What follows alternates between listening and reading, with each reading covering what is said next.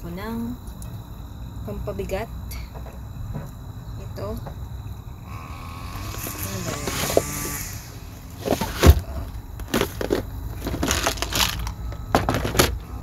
Ito yung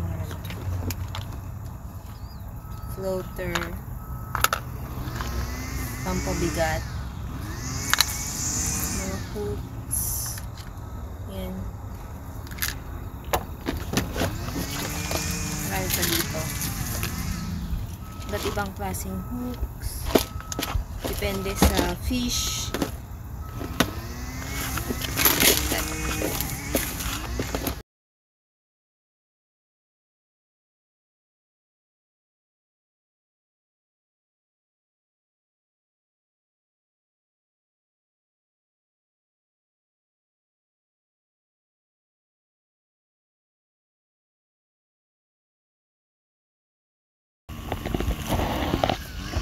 Tignan natin kung may snake. Ayan, ang taas. Or may ants.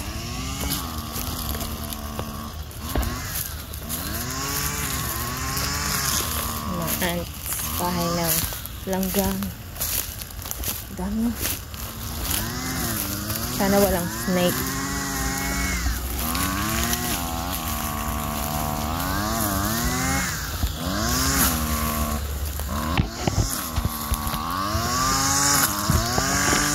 Dito.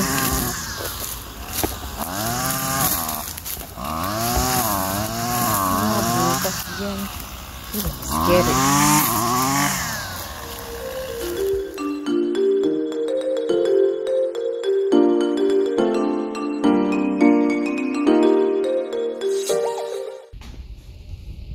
Good morning! Good morning, good morning, good morning. Today is October 21, Wednesday. Ang bilis ng panahon.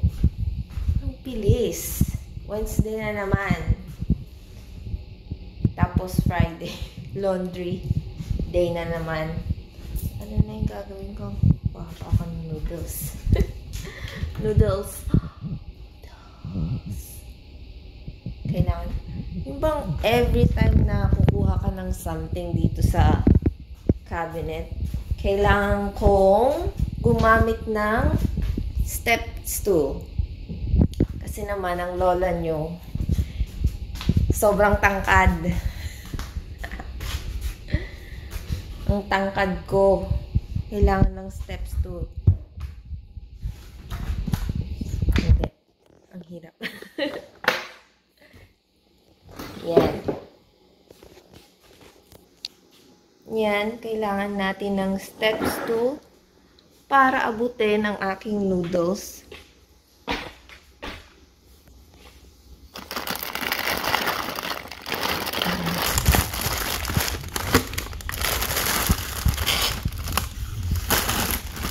Hindi kumpleto ang araw ko pag walang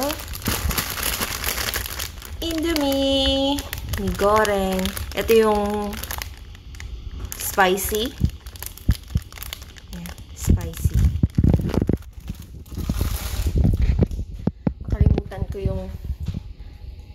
Kalimutan ko yung tripod ko sa loob ng truck ng hubby ko. Kaya ito, hindi maayos. Ang ating step stool, lagay natin dito kasi kailangan ko yan everyday. Everyday sa pag-abot ng mga pangarap ko. Pangarap sa mga nasa taas, nasa cabinet. Mga ingredients. Napakita ko na ba ito? Yan, dito mga noodles. Mga noodles. Mga pasta. Dito mga spices, soy sauce na napakadami. Suka. At kung ano-ano pa. Dito naman, mga dilata, mga corn, mga Alfredo sauce, tomato sauce, chili beans, mushrooms, soup, mga sardinas, artichoke, evaporated milk, condensed milk, yun. Gagawa, nasa buhok ko. Gagawa muna ako ng noodles, breakfast ko. Ang gulo pa ng buhok ko kasi hindi pa nga ako naliligo. Kagigising ko lang talaga. Sa labas, hindi pa siya ganun. Hindi pa lumalabas yung araw. Medyo madilim pa siya sa labas. Pwede na ako lumabas dito. Sa aming porch. Yan. Makulimlim. Makulimlim pa. Yung, yan, wala namang shop yan eh. Pero walang tao dyan. Nandun pa yung kapitbahay. Malayo. Mga squirrel. Mga langgam. Mga ibon. Yun ang makikita. Tapos yung white na bahay doon. Walang tao. Sa tingin ko. Yeah. Wala naman ako nakikitang tao doon. Kung meron man, ewan ko na lang. Kung tao yun. Pero walang tao doon. Walang tao. Walang kapitbahay. Lalabas ako ng ganito. Hayaan mo na. Ano mo yung outfit ko? Ganyan. Nasa bahay lang naman ako eh. Diba? Bakit ako magdadamit ng sexy? Sexy? Ng ewan, basta. Pero lalabas tayo. Papakita ko lang sa labas. Yan. Ang aming may mga CCTV itong bahay, yung camera na nakalagay, pero wala naman, hindi yan naka-on. Kinuha naman nila yung parang controller para ma-control mo yung mga camera na yan. So ito yung view sa harap ng bahay.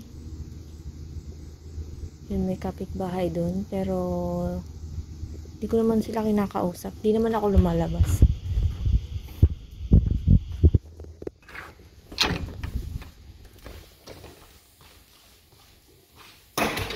So, yun ang harap ng aming bahay. Ang view ng harap ng bahay. Pero, medyo dry pa yung lalamunin ko. Ahem. Kailangan ng milk chocolate. Milk chocolate. Maliligo na ako. Kung napanood nyo yung unang video ko about dito sa nire-rent naming bahay, noon walang mirror. Ngayon, ilagyan na namin ng mirror. Galing sa bahay. Nilagay na namin dyan. Ang konti lang ng space nitong bathroom. Yan. Yan, may salamin na. Kasi, nung umpisa, dun ako sa kabilang bathroom gumagamit ng mirror. Kasi, yung pagtanggal ko at paglagay ng contact lens. Yan. Tapos, pinalitan namin yung mga ilaw ng LED. Ito yung counter. Halos mga gamit ni hubby. Ito lang yung sa akin. At ito. Yan. Mamaya lilinisin ko or I will try to arrange everything here na kailangan. Pero, yan lang muna siguro. Ang dami kasi. Yan. Air freshener. Bamboo. Gusto ko yung smell niya. Parang yung smell na malinis, yung parang laging may bagong ligo sa bathroom. Dito ko pa nilalagay yung mga damit ko. Yung pangpunas ng mukha, yung deodorant, yung shampoo. Yun na nga, wala pang pagsalitan ng towel. Kaya dito nakasabit. So, ito, pinalitan namin yung dati nakalagay dito. Ito, binili ko. Galing sa bahay. Yung hindi na towel lang nakalagay sa floor. Ito, galing din sa bahay para soft kasi, ang soft kasi niya eh. Parang carpet. Yan. Para hindi malamig pagkatapos ng maligo. Ito, ang aming shower. Yun, pinalitan din namin. Galing din yan sa bahay. Pink and blue. Siyempre, sa akin yung pink. Kahit ayaw ko ng pink. Kahit ayaw ko ng pink. Ayaw ko ng pink. Pero, ang ganda kasi nito eh. Binili ko sa thrift store, I think. Kalimutan ko na. Matagal na din. Yan yung buhok ko. Ang dry. So, ang gagamitin kong shampoo. Ano ba yung ginagamit kong shampoo ulit? Chi. Parang ang hirap tandaan, no? Pero Chi lang naman. Chi Keratin Shampoo. Yan. Yan ang ginagamit ko. Shampoo. Para sa aking dry hair. Yung nakaraan, wala pang mga laman to, pero ngayon may laman na. Iniisip ko pa, ini-organize ko pa eh. Yung gamot. Inimix ko na yung sa kanya at sa akin. More. Bad tissue, bad tissue. Hinahanap ko pa yung nail clipper, yung nail cutter. Bakit hawak ako ng hawak sa buhok ko? Napansin ko. Yan. Yan, nakaligo na ang lola nyo. Nakaligo na ako. At ito pala yung sinasabi kong Korean product. Made in Korea. Kita pa. Kita mo? Kita mo? Yan. Kala. Kala mo. Kala Aloe Vera Toner. Ito. 100% vegan, cruelty-free. No harmful ingredients. Soothing and moisturizing. Yan. Paubos na nga siya eh. Yan. Tapos yung sumunod na binili ko, isang beses ko parang siya nagamit o dalawa. Ito. Medyo mahapdi siya. Pero, lock na lang dito. Kaya, inuubos ko na lang itong ito. Kasi yung isa na halata ko medyo mahapdi siya pag nilalagay ko sa face ko. Tapos sa mata ko is parang kaya ewan ko na lang kung yun, yung next yung Olay ba yun? Yun yung next na gagamitin ko. Tignan ko kung effective ba siya for 1 week. Kung sobrang humahapdi yung face ko, hindi ko na i-continue gamitin. Di ko na i-continue gamitin yun. Hahanap ulit ako ng ganito. Korean product. Kasi hindi siya yung mahapdi sa face ko. Yung parang refreshing pag ina-apply ko siya sa face ko. Kaya gusto ko ito. Kaya wala akong tripod. Ganito ang angle natin ngayon. Try kong mag-bake ng Reese's Cookie Dough. Ito.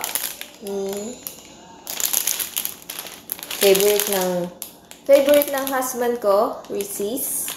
And nag-bake na rin ako ng ganito kasi nabuksan na niya. Ito kasi, eat or bake. Pwede mong kainin ng raw, pwede mong i-bake. Pero magbe-bake ako ng mga ilan siguro. Mga 5 nito at 5 ng Yeah, tiglima sila.